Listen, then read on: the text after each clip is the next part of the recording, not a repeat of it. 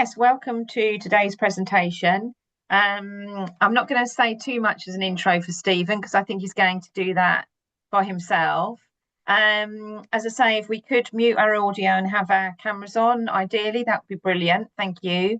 If you do have any questions, if you could please put those in the chat box and then we'll share those at the end of the presentation.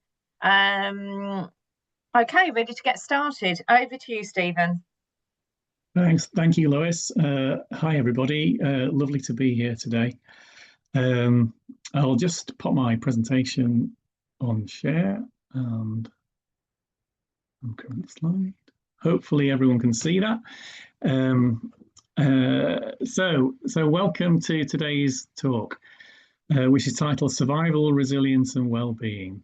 Quite a meaty topic or two, and there's lots of information contained within the presentation now, and hopefully something for you depending on where you might be in your own kind of personal development journey. Some of the language that I use and some of the topics that we cover you may have come across before, but there again, some of this may be completely new to you. So as I talk through the slides, what you may find is that for certain things may resonate more clearly with you than others. That's absolutely fine. Within any presentation, it's impossible to take everything in. But as Lois has said, I'm happy to share the slides afterwards if anybody would like those. And if you just want to put a little note in the chat during the course of the presentation, if you do want the slides, that will be great. Okay, so just a little introduction about myself. So I'm a chartered accountant quite a number of years ago now. Trained in a mid-tier firm and then had a stint in the Big Four corporate finance team. I moved into industry fairly quickly though, and did 15 years full-time in kind of commercial FD roles, financial controller roles, and in that time worked in various different organisations from PLC to family businesses, and I also had a stint in private equity, but that came slightly later. It's about 20 years ago I set my own business up and started to provide FD services to smaller SME companies that needed a bit of strategic advice and sometimes some hands-on work as well. And I've really enjoyed that kind of process of doing that and still do some of that today. But in addition to that, I also do some financial training, mainly kind of finance for non-finance manager stuff, but I also do work around this topic too with finance professionals. And in addition to that, as you'll see shortly when I talk through my more recent kind of personal development journey, I trained to be an executive coach about 10 years ago, and I've been doing that work alongside my other bits and bobs for the last 10 years. So quite an interesting career. So what's the talk about? Okay, I've titled it Survival, Resilience and Wellbeing, but really what are the things that we're trying to get out of it as well? So part of what you will hopefully take from this is how to lead through change and how dealing with change is so important. But the lens here is definitely on yourself and looking out for yourself and trying to give you some tools that might help you when you're dealing with maybe more difficult situations. But the talk is also about maybe inspiring you to find maybe new ways of supporting your own well-being journey. It's one of the topics that we don't necessarily always get a chance to devote a great deal of attention to.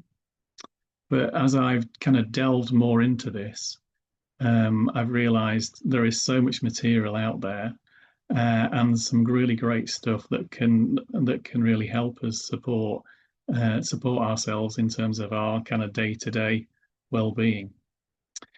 So I thought it might just be useful also to give you a little story of my personal growth journey over the past 10 years, which is still continuing.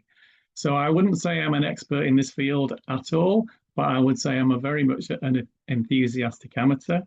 And I've come across a whole myriad of things in the last 10 years that, and quite a bit of which I'll share, I'm hoping to share with you today.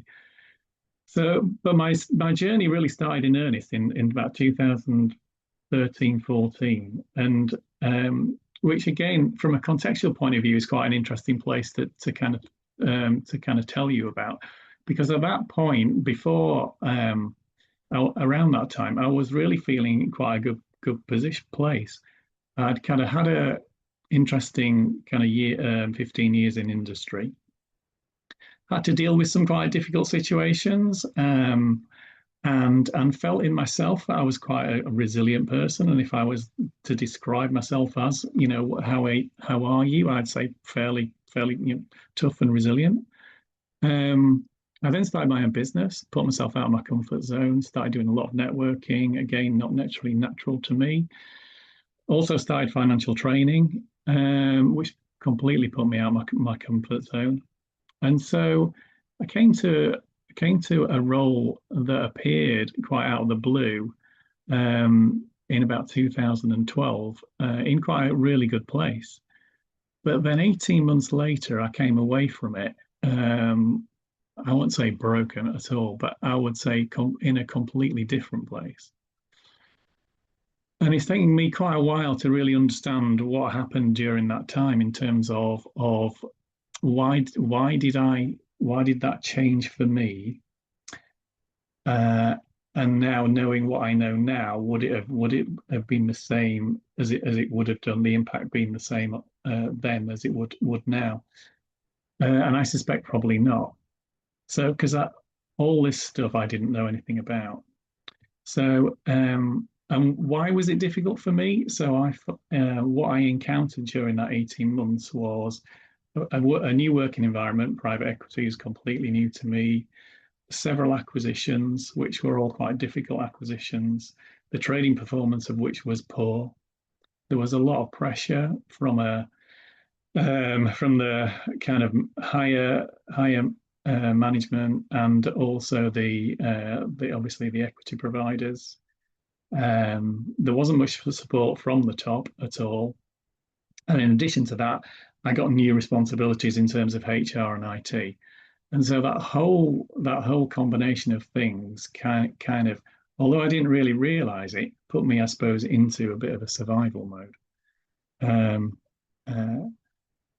So that's kind of a bit of a contextual place to kind of start from, really. So when I came out of that, I thought about, well, what do I really want to do? Because part of the reason I went to be self-employed was to try and find an opportunity like that. And funnily enough, it turned out not to be what I thought it might. So I had a rethink, and I thought, okay, well, I'll have a coach and try and get some kind of an idea of where to go forwards. And I enjoyed the coaching so much that I thought, actually, I really want to be a coach. So I then started on a coaching journey of probably 4 years in total, training to be a coach. Part of that, the reason it was 4 years was partly my choice. But the training of being a coach, for the first time ever, forced me to look inside myself. Because to be a kind of effective coach, you really need to understand how things have an impact on you, so that you don't overlay that on others. And with a different lens, you start to see the world in a slightly different way. So that coaching journey has kind of continued throughout, and I've done various kind of qualifications in coaching, and also facilitate a coaching group near to where I live. Probably the most significant step that I've taken in terms of my own kind of supporting my own well-being, I would say, is starting meditation. Interestingly, which I started in 2018, and it's been a daily. I was determined to make it a daily practice and continue to do so throughout the whole of the period. I could spend all day talking about that, but I won't do. It's really given me a completely different outlook. My mind has slowed down significantly, and the distractions seem to be less and less. So that was a significant step. The other one that happened the same time around there is I joined Audible. There are so many fantastic material, so much fantastic material in that. I love learning, love reading, but time for reading is limited. But listening in the car or on the walk, and again there is so much great information out there. It's only about £8 a month, and you can soon accumulate a really good library. In 2021, I trained to be a mindset practitioner. They have some fantastic material, particularly around survival and growth, and I'm going to share a little bit with you today. I've done a mindfulness course too, and I've done various other bits and bobs with the Association for Coaching. They're all kind of psychological based or neuroscience based. So it's fascinating because some really interesting things in there. And as I say, I'm going to share some of those things with you. The first thing I'm going to ask you to do is to think about what state you're in now. It's not something that we often really seriously think about, but understanding your own state of being is a really massive step in being able to manage your own well-being and resilience. Because quite often the day is so busy and we just fly from task to task to task that we don't actually even have an idea of where we're at. I suppose if things are going really well, we kind of think we're okay. Or if things are really bad, we kind of, we know they're bad. But in between that, we probably have very little idea. Unless we know where we're at, it's very difficult to shift into a different state.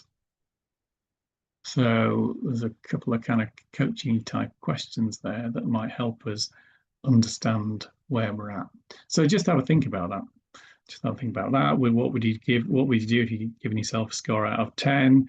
Absolutely fine. No need to share it. Just have a think about it.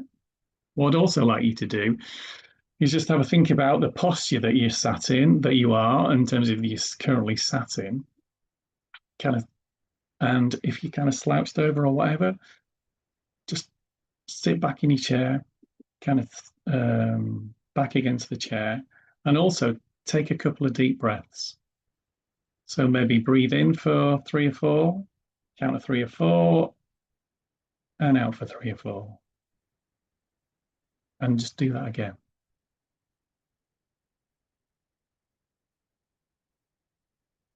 And maybe one more time.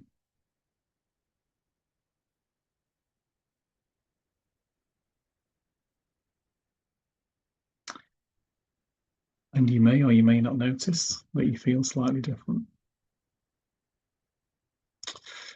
So we'll move on.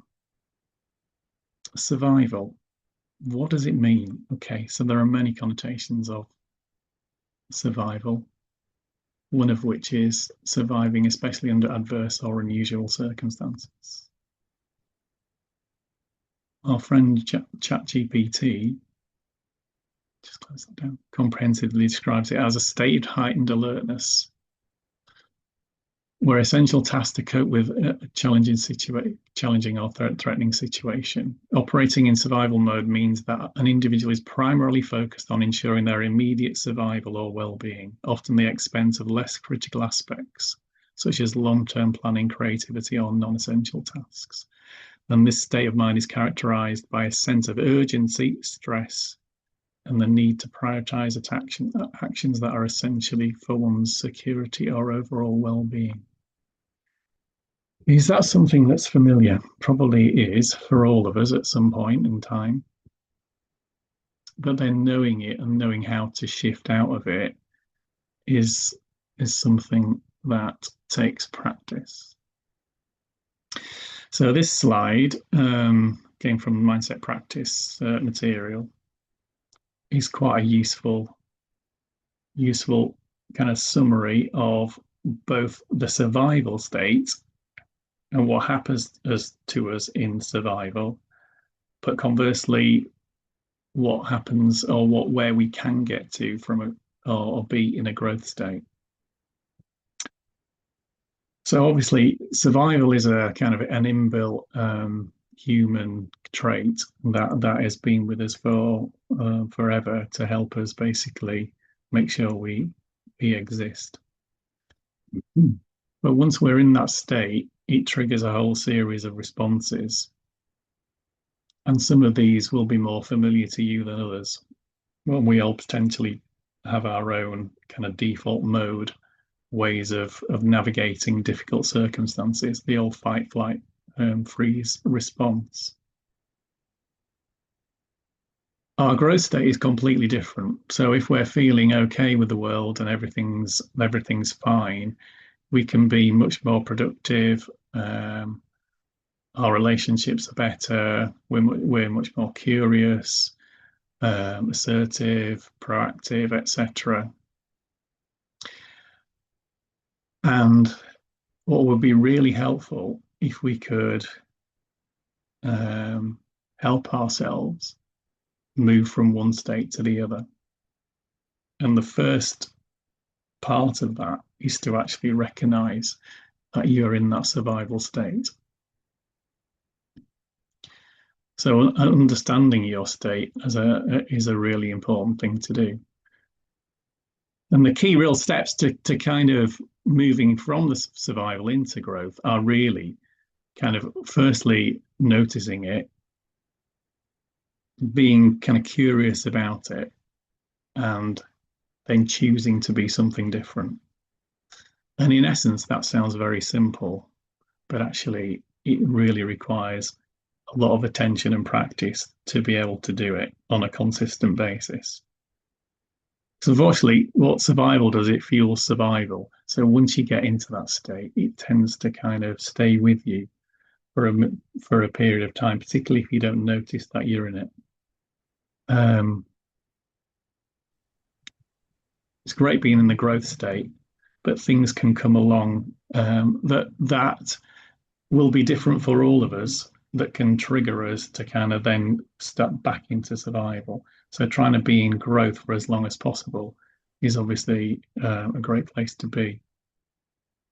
Okay.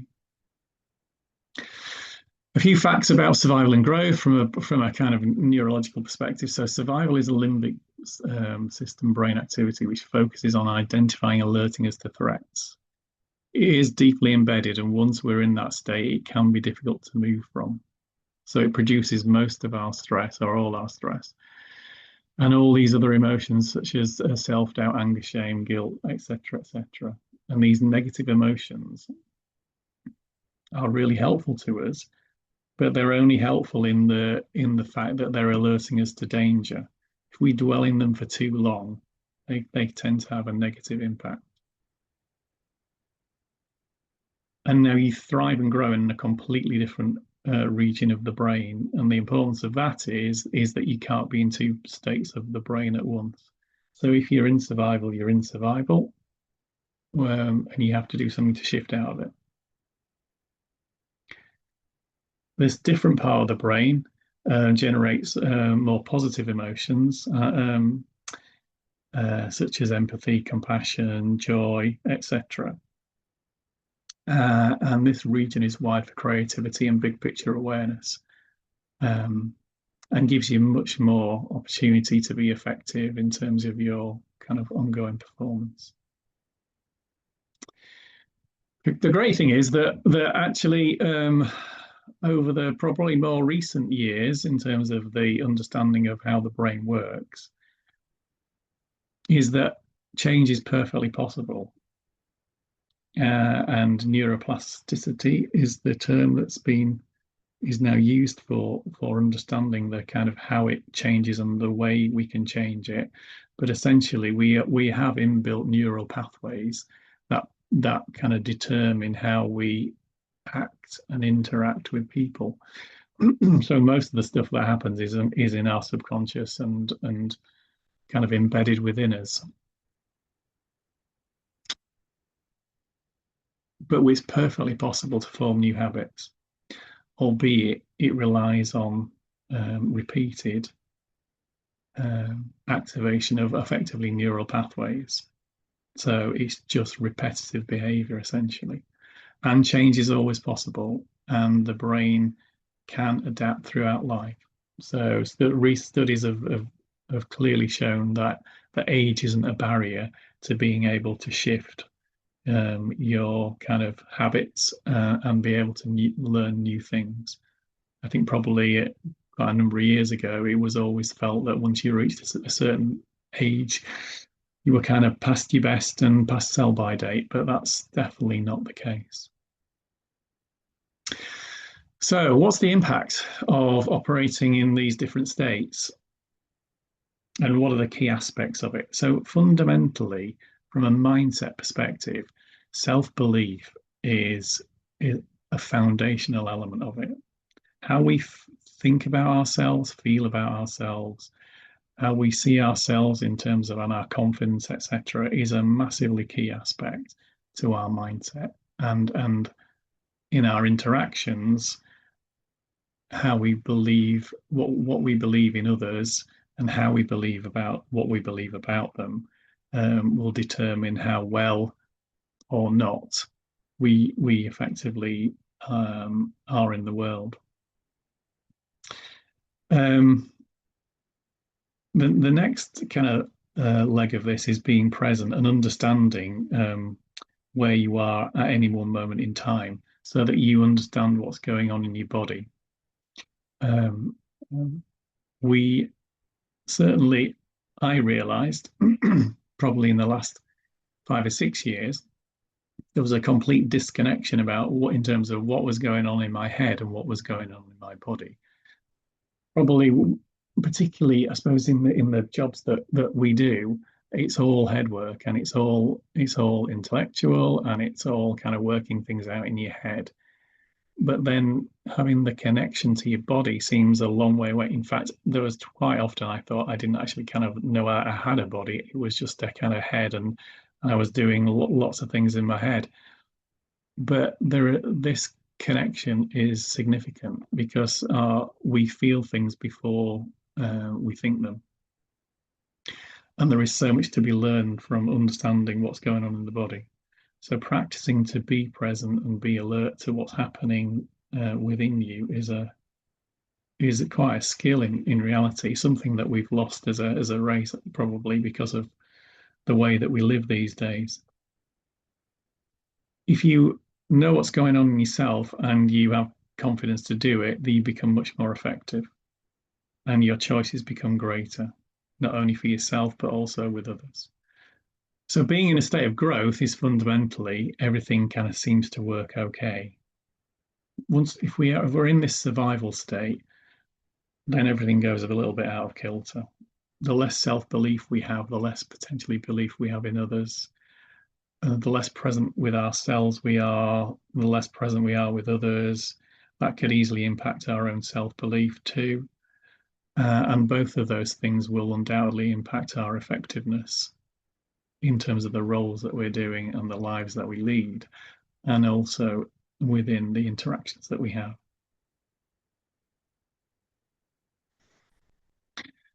This little slide here just looks at self-belief itself, okay, and your belief about others. Where we really want to be is in a position where I'm feeling okay and the other person's okay. And in that place, we can kind of probably work together really well. Okay, we're open to experiences and challenges, and we are confident to kind of work together. If one of those is out of line, things can get into a slightly different position. So if I don't feel great, but I know the other person is great, there could be an element of dependency on the other. We're less confident in terms of stating our opinion, maybe. We put the other person's view first, and we're less likely to, again, be effective. If we don't think we're great, and then we don't think the other person is okay either, there's a great opportunity for stuckness where nothing happens and we end up going nowhere. there's a danger if we're feeling okay, but we're not feeling okay about the other person, that we can become a little bit critical, and we put ourselves first. And again, just something to watch for there. Interestingly, the work that mindset practice have done in terms of looking at how individuals believe themselves to be and where they're at, quite a majority think they are, on the whole, in a place of survival as opposed to growth. And there's a little kind of breakdown of the percentages there in terms of which box as well. So given the fact that this will change as well in different contexts and depending on who we're with and what we're doing, again, useful to know when you're working with others what state you're in and how everyone's interacting. And once you kind of start to look at things through this lens, it can give you a great opportunity to be more effective, because if things aren't going right, you can potentially understand why that might be. So, triggers, your own triggers. How might you identify what state that you're in?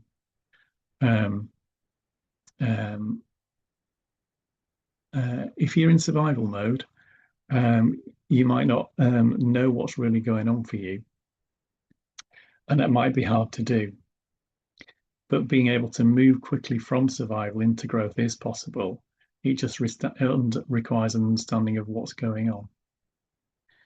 And so the aim is to be as mindful as you can in terms of understanding on a kind of regular basis where you're at with things. But it is difficult. Sometimes understanding your own energy levels can be a great guide to that, however. Because if we're feeling kind of upbeat and have plenty of energy, then the chances are we're experiencing some positive emotions.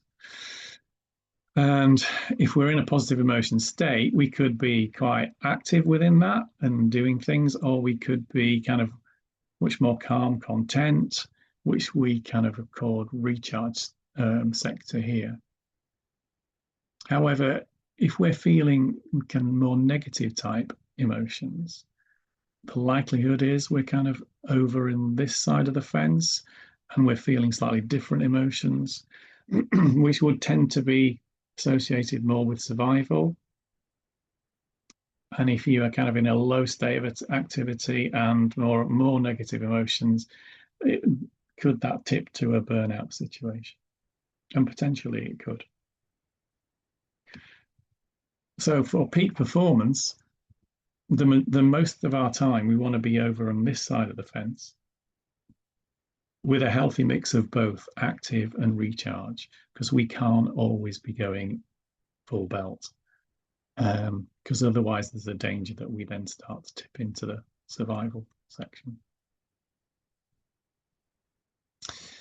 Speaking of positive emotions leads us nicely into a model that I've got from positive psychology during my coach training days. And this model called PERMA, which is just an acronym for the first letters of each of these words, was developed by a guy called Martin Seligman in 2011. And he focuses on the more, well, he just basically decided that psychology was being just constantly used to kind of fix people, whereas he was really interested in well, what makes people well.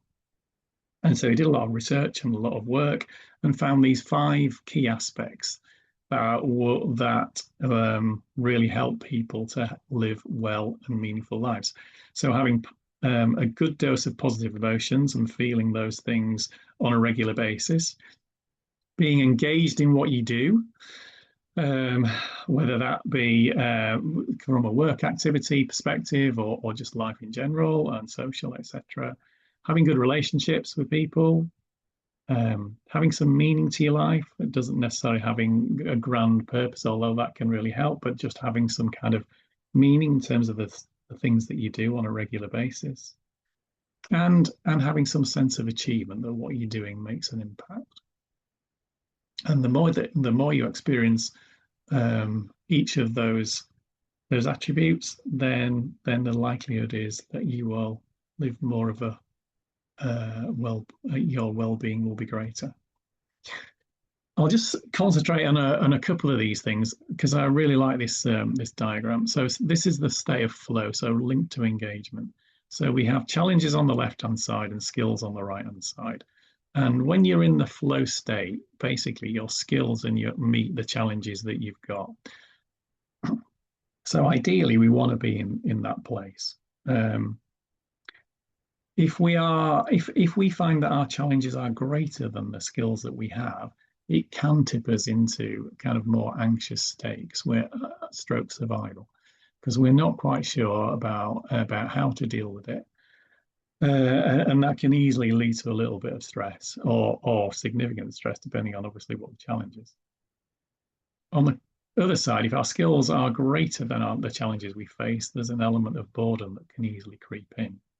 So getting the nice healthy mix between the two is an ideal place to be. What really strikes me about this particular diagram is this bit about challenges here. And if you think about your own career, the challenges that you face tend to be much more around kind of decision making, interactions, collaboration, etc., etc. All those things that are soft, you would describe as soft type skills, as opposed to the technical stuff that we kind of we learn in our kind of early training, etc., etc., and are pretty well embedded from an early stage. So keeping evolving and developing from a personal perspective kind of becomes more and more important. And sometimes the challenges we face in leadership and management can be quite difficult. So having the right level of ability to deal with people and deal with situations is paramount. And managing ourselves is a massive part of that. Not getting overwhelmed with situations, or if you are getting into that state, knowing how to be able to manage it and handle it. The second thing I'll share is something around virtues and character strength. So again, the research that Seligman did found that everyone has fundamentally 6 virtues under which are a number of character strengths, all of which we use to varying degrees, and some we will have much more of a kind of regular utilization of, because they seem to be more embedded in us. And you can do this as a free test. There's a link there up on the slide. So it's literally free. You just put your email address in and you can just go away. It asks you about, I don't know, 30, 40 questions, and it will come back and it'll tell you what your main strengths are. Now, these will change over time. I've done it several times over the years, and things can shift around, which will depend on which kind of goes to prove that the more you work at things or the more you look at certain aspects, you can change these things yourself. But I do have a hardcore, and I suspect you will have a hardcore of things that come more naturally to you than others, and you would prefer to use.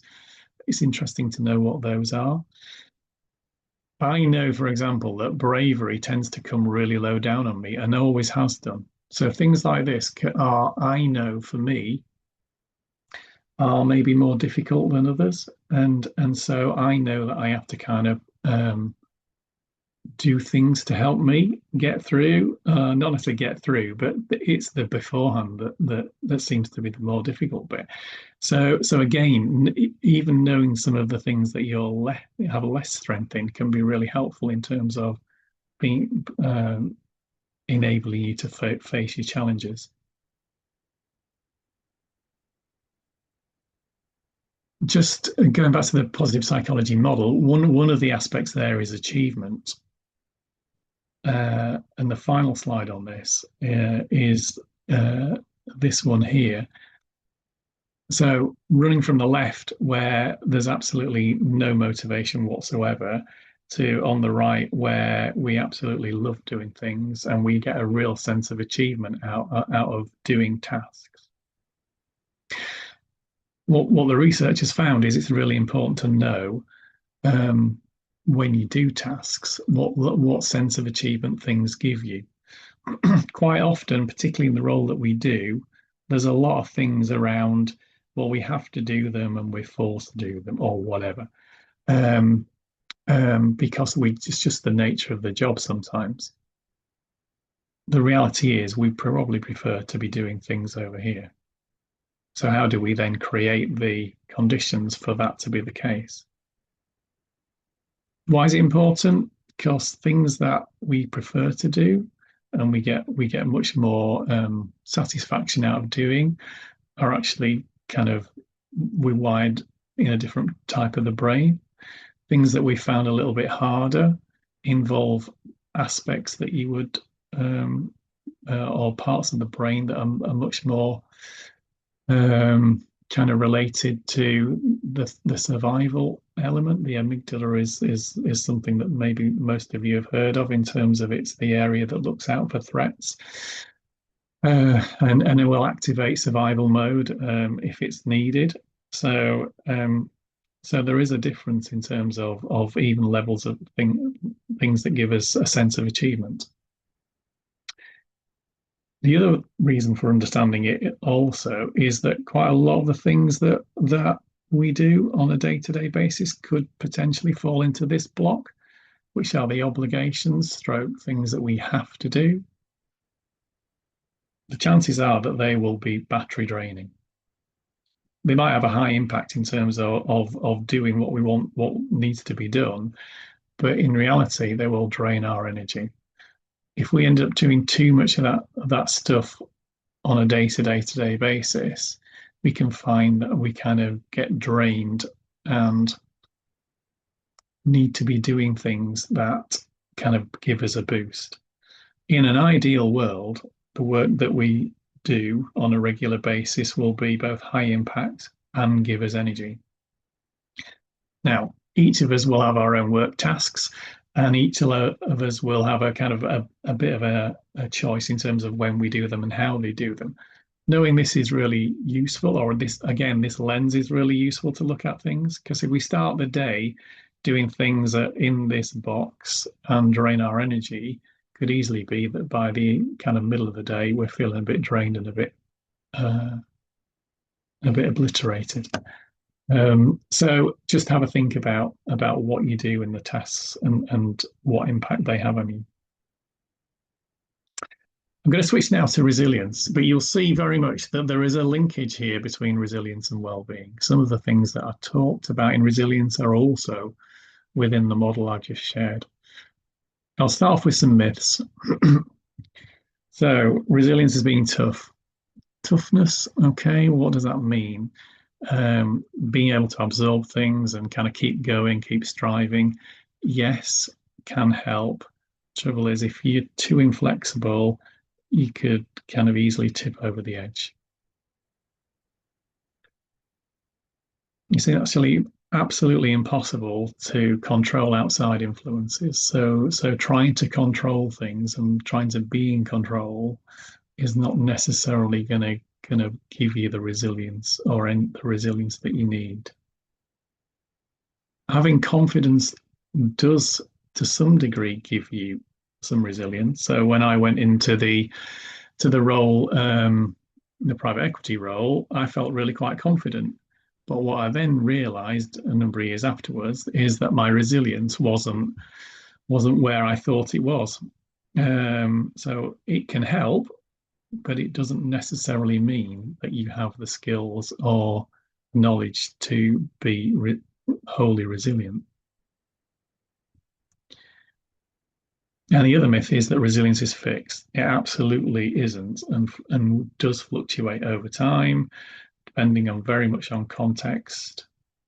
But there are certainly things you can do to support your resilience and give you more opportunities to support yourself to cope with things.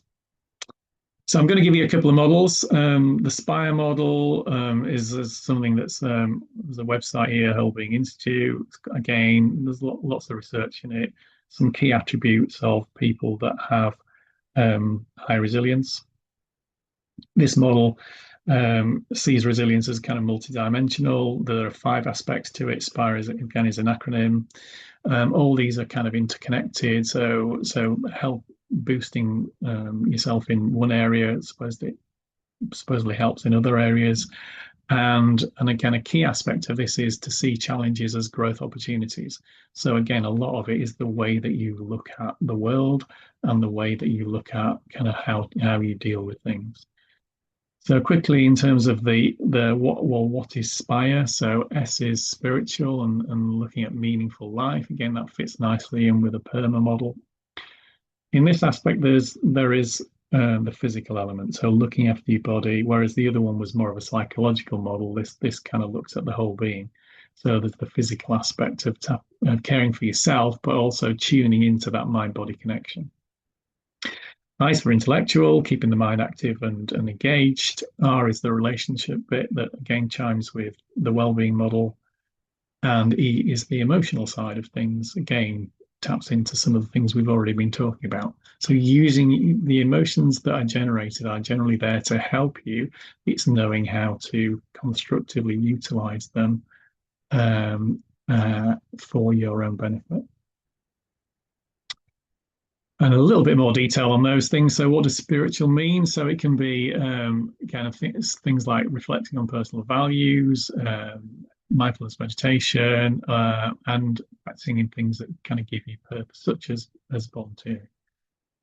On the physical side of things, obviously looking after yourself, sleep and recovery, kind of diet, all those things to maintain a healthy body.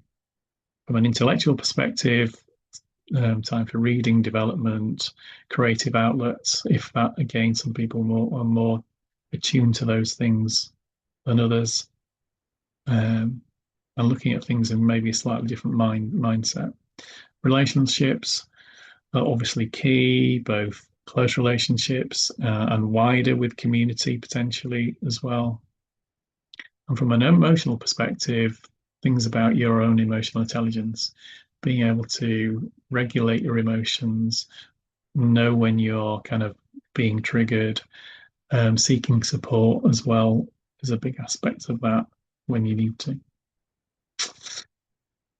The second model comes from a book called The Resilience Dynamic, which again you can freely buy online. I have no connection whatsoever with them, but I love the model that they have for a number of reasons. The first one is that it's a visual model, and once you look at it, you may have a sense yourself of where you may sit yourself on that model. Quite a lot of the models may just talk about just how to be resilient or some of the techniques that you might use. That's all very helpful, and this book absolutely has plenty of that in there, but it also describes these different states of resilience or lack of it, and what would the key characteristics that you may see in individuals that are in those states, and importantly then also what things you might be able to do to boost your resilience. Okay.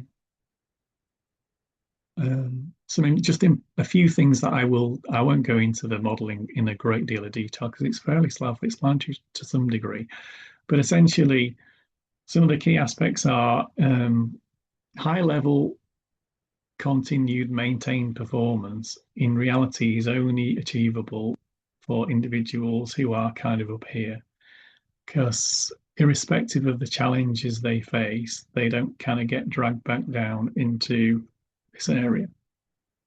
And again, there are sort of key characteristics of individuals that display those kind of attributes. And most often people don't get there by luck or by not doing anything either.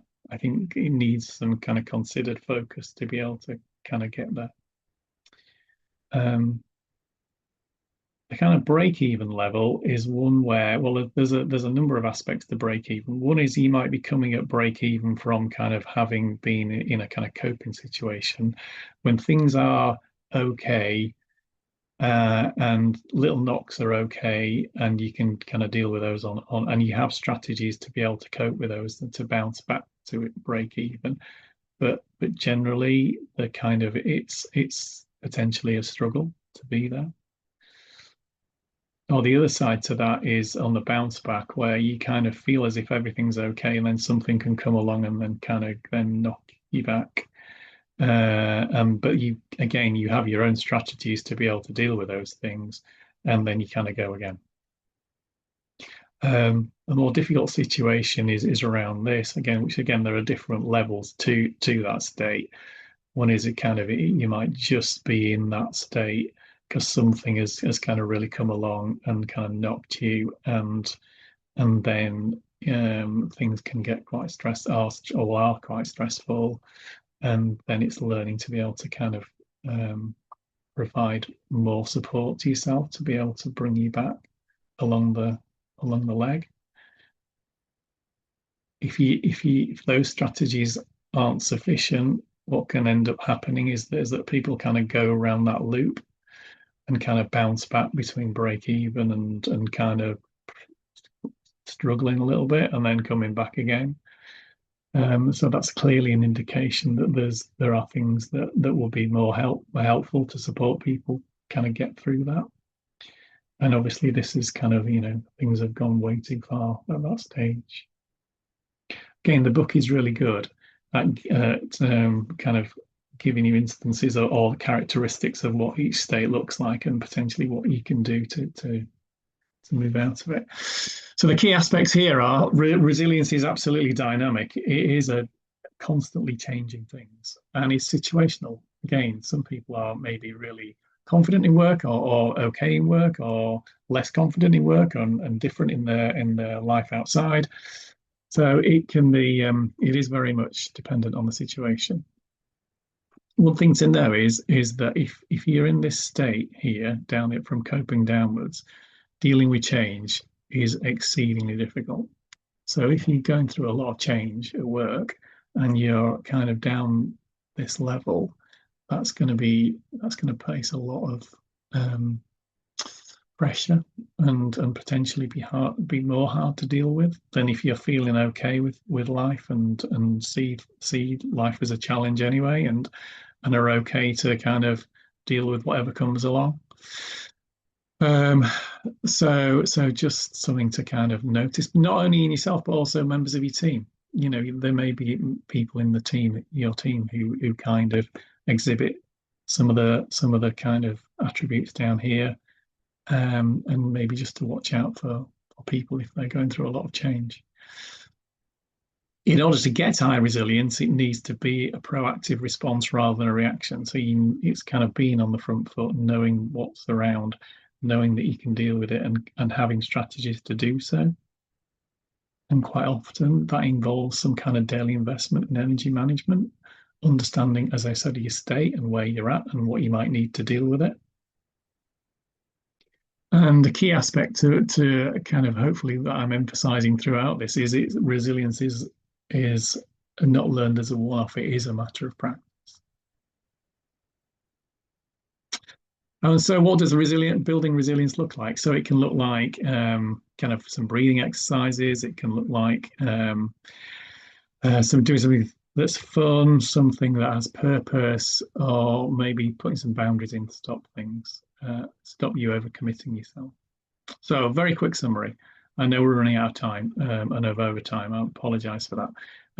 So a measure of your resilience is in a moment the ability to consider there is another perspective, to be able to react in a more positive way as opposed to letting circumstances dictate how things turn out. There's some traits there of highly resilient people, and there are some barriers there in terms of that stop people being highly resilient. lack of boundaries, overestimating capacity, and being a bit too overly self-reliant. It's quite often one of the key barriers is not asking for help. So we've already done a little breathing exercise. Breathe, it's one of those things we do automatically. We never think about it until we do. And then when we do, we realize actually there is so much to it. So intentional breathing practices throughout the day can make a significant impact in terms of your energy and how you feel. There's a couple of books that I've come across that are really helpful, and the healing power of the breath one kind of really made me realize that actually there are people doing some amazing work that are just using breathing to help people deal with all sorts of incredibly difficult situations, from war to poverty to all sorts of things, and it has been proved to be incredibly effective. So so again, just it might sound very simple, but it's extremely effective. So just to wrap up, how are you feeling now? Has that what's that last 45 minutes done for you? You're in a better place, different place? What's your energy like? How are you feeling? Again, just something to note. Couple of reflections very quickly. Resilience and well-being are very much interlinked there. If you invest in your resilience, you're going to invest in your well-being. Establishing these new habits takes some perseverance, but if you can make some small steps, you can get some big wins out of that. And then just going forward, the development of AI is going to demand a lot more of these growth attributes. It's going to take away a lot of the day-to-day stuff that is kind of requires the force to have to. It's going to give us the opportunity to do things that we kind of maybe hopefully enjoy, or be creative, which requires the more of the growth mindset. So what are you going to do to kind of sustain yourself in that position? And just a final few points for those that are kind of thinking about doing some more personal development, or want to do some more things. That I would just say is, having kind of gone through the last 10 years, everyone's journey is different depending on where you're at and what you want to learn. There's no right or wrong. It just find what speaks to you. There is so much stuff out there. As with anything, making a difference does require focus, attention, and persistence. It's all about awareness. And much of this can be done in leisure time. It's a question of just choosing to place your attention on it. And sometimes just literally 10 minutes a day can have significant impacts, much more actually than an hour a week. Keeping a journal can help. Write down things that come to you, things that you might want to investigate, things that you come across. Because once you start, it'll become apparent where you want to place your attention, and where you need to direct your attention. And the final thing I'll say is, be gentle on yourself. Life isn't easy, and stuff comes around and knocks us, and it's all about how we try and recover. Okay. Thank you. So there are my contact details there on the slides. If anybody is interested in having a conversation, I'm happy to have chats with people. If there's anything in particular you'd like to, and I can't answer your question now, I'm more than happy to, if you want to connect and want to have a chat about anything that I just talked about. That's great. Thanks so much, Stephen.